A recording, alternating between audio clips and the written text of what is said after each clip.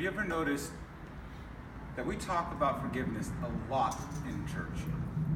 I mean, we talk about it all the time. We even have special words for special types of forgiveness. Grace is, after all, a blanket forgiveness of our sins. When we say we preach the gospel, what we're really saying is we're preaching forgiveness, as that is what Christ's death was all about, and the focal point of so many of his teachings.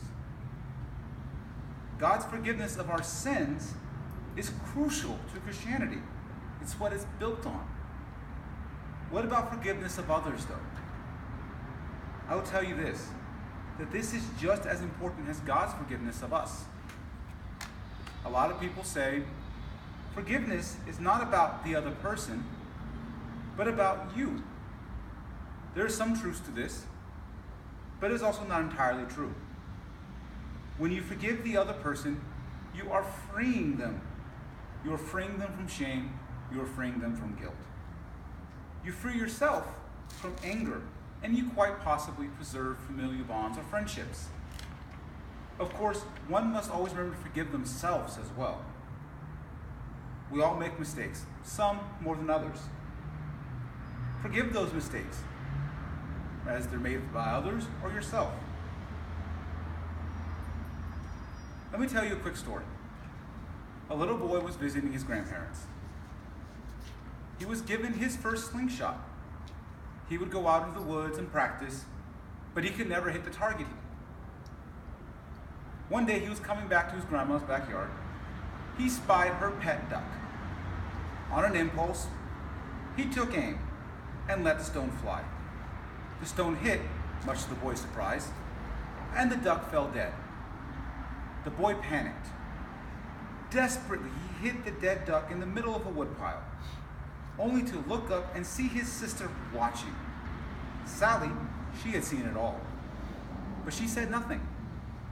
After lunch that day, Grandma said, "Sally, let's wash the dishes."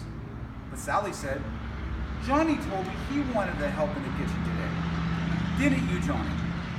And she whispered to him, "Remember the duck?" So Johnny did the dishes. Later, Grandpa asked the children wanted to go fishing. Grandma said, "I'm sorry, but I need Sally to help make supper." Sally smiled and said, "That's all taken care of. Johnny said he wanted to help in the kitchen tonight." Sally turned to Johnny and said, "Remember the duck." So Johnny stayed while Sally went fishing.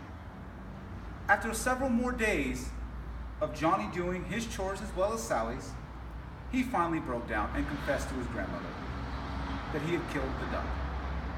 "I know, Johnny," she said, and gave him a hug.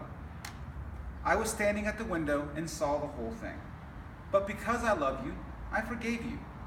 I was wondering how long you would let Sally make a slave of you, though." In this story, Sally represented that guilt and that shame that we feel when we make mistakes or when we do things or when we sin against God. And she doubled the work of the poor little boy. Did the boy do wrong? Of course. He knew it. Everyone knew it. However, who punished Johnny more?